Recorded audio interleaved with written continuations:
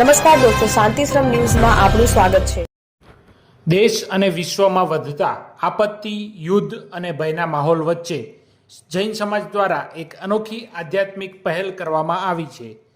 તપાગચ્છ પ્રવર સમિતિના પૂજ્ય ગુરુ ભગવંતોની પ્રેરણાથી સમગ્ર ભારત અને વિશ્વના જૈન સંઘો તેમજ સંસ્થાઓ દ્વારા સર્વજીવોની રક્ષા થાય અને સર્વજીવોનું મંગળ થાય એ આશયથી સર્વમંગલ તપનું આયોજન કરવામાં આવ્યું છે। આ તપનો મુખ્ય ઉદ્દેશ સર્વજીવોની રક્ષા અને વિશ્વમાં શાંતિ અને મંગળની સ્થાપના છે। આ તપનો પ્રારંભ 27 એપ્રિલ 2026થી થશે।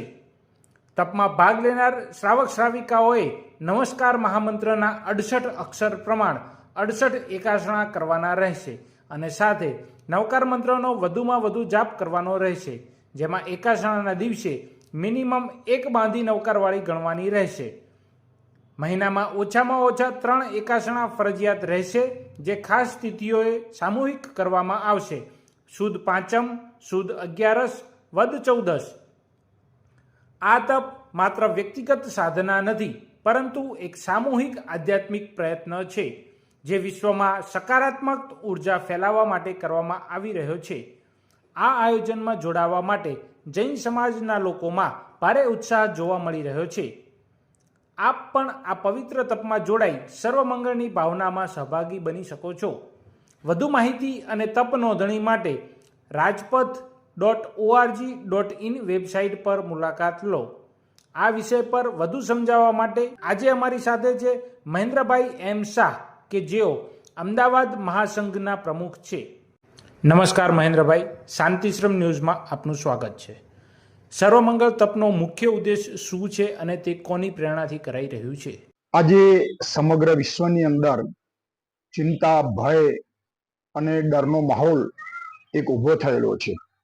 તેવા સમયે આપણી તપાગચ્છીય પ્રવર સમિતિ દ્વારા અને એમના મંગલ આશીર્વાદ સાથે એક સર્વજીવોનું કલ્યાણ થાય અને રક્ષણ થાય અને આવા ભય, ચિંતાની સામે એક આવરણ, સૂક્ષ્મ બળનું આવરણ ઊભું થાય, તે એક ઉદ્દેશથી આપણી તપાગચ્છ પ્રવર સમિતિના ગુરુ ભગવંતોએ એક જૈન શાસન માટે આ ઉપકારી પગલું ભર્યું છે અને સર્વમંગલ તપનું એક આયોજન કરવાનું કહ્યું છે। આ તપ આજના સમયમાં કેમ મહત્વપૂર્ણ છે?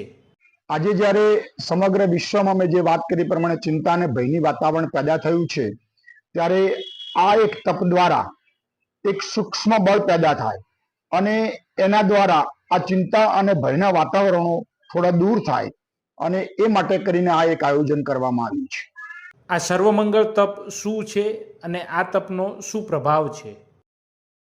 સર્વમંગલ તપની અંદર ટોટલ 68 એટલે 68 એકાસણા કરવાના છે। તેમાં એક મહિનાની અંદર સુદ પાંચમ, સુદ 11 અને વદ 14ની પર્વ તિથિએ આ એકાસણા કરવાના છે અને તે દિવસે એક બાંધી નવકારવાળી અચૂક ગણવાની છે અને આ પ્રમાણે તપનો પ્રારંભ કરી અને 68 એકાસણા કરવાના છે। આ સામૂહિક તપ કરવાથી એક સામૂહિક સૂક્ષ્મ બળ પેદા થાય છે અને આવતી કોઈ પણ ભય અને આપદા સામે તે રક્ષણ આપે છે। જૈન સમાજનો દરેક વ્યક્તિ આમાં કેવી રીતે જોડાઈ શકે છે? ભારતભરના મહાસંઘો અને સંગઠનો દ્વારા એની જાહેરાત કરવામાં આવી છે અને તેની અંદર એક ગૂગલ ફોર્મ છે, એ ફોર્મ ભરી અને તેઓ આ તપની અંદર જોડાઈ શકે છે। આ તપથી આરાધકના જીવનમાં શું બદલાવ આવી શકે છે? આ તપની આરાધનાથી એના વ્યક્તિગત જીવનની અંદર પણ એક સામૂહિક બળના પ્રભાવથી એનામાં પણ ફેરફાર આવે છે, એનામાં પણ એનો વિલ પાવર વધે છે અને આ બધી જ વસ્તુઓ સામે, ભય આપદા સામે તેને રક્ષણ મળે છે। જૈન સમાજના ઉપકારી પૂજ્ય ગુરુ ભગવંતોની પ્રેરણાથી આયોજિત આ સર્વમંગળ તપને લઈને જૈન સમાજને આપ શું સંદેશો આપશો? તપાગચ્છ પ્રવર સમિતિના આપણા દક્ષાધિપતિ શ્રી ગુરુ ભગવંતોએ ખૂબ ઊંડો વિચાર કર્યા પછી નવકાર મહામંત્રના જેમ 68 અક્ષર છે, તે રીતે તેમને 68 એકાસણા કરવાનું કહ્યું અને સર્વ લોકો આની અંદર જોડાય તો એક સામૂહિક તપના બળથી દરેકનું સર્વ મંગલ થાય અને સર્વનું કલ્યાણ થાય, એવી ભાવના તપાગચ્છીય પ્રવર સમિતિ રાખેલી છે અને એમના મંગલ આશીર્વાદ સાથે આ તપનો પ્રારંભ થઈ રહ્યો છે। આ તપનો પ્રારંભ વૈશાખ સુદ 11 શાસન સ્થાપના દિવસે 27/4/2026 થી શરૂ કરવાનું નક્કી કરવામાં આવ્યું છે.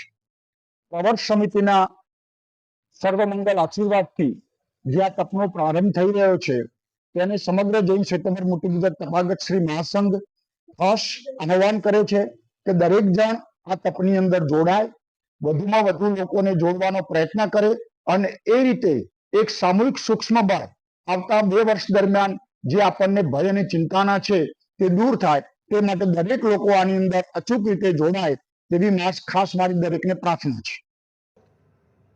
ખૂબ ખૂબ આભાર મહેન્દ્રભાઈ આ મહત્વપૂર્ણ માહિતી માટે. આપ પણ સર્વમંગલ તપમાં જોડાઈ સર્વજીવોના મંગળ માટે ભાગીદાર બનો. આવી મહત્વપૂર્ણ અને આધ્યાત્મિક સમાચાર માટે જોડાયેલા રહો શાંતિશ્રમ ન્યૂઝ સાથે. નમસ્કાર.